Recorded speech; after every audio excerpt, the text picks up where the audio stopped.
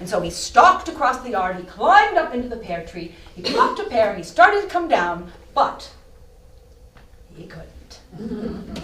What have you done to me, Tia Miseria? Now I know why they call you Aunt Misery. Well, I hope you like it up there, Death, because you're going to be up there for a long time.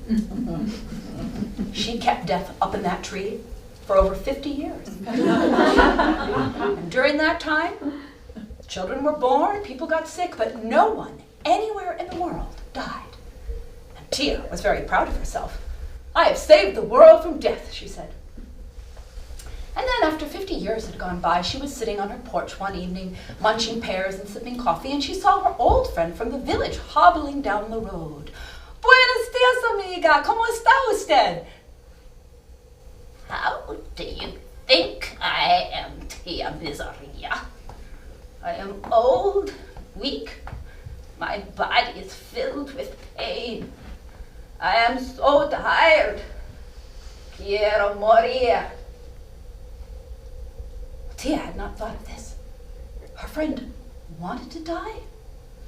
Oh, please, Tia.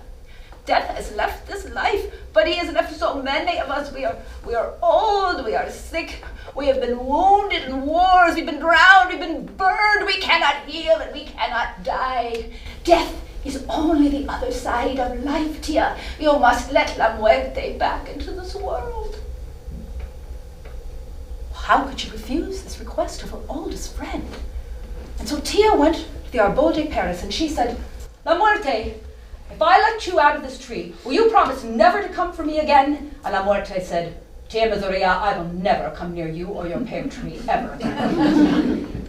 And so she said the magic words, Baje, baje, baje de mi arbol.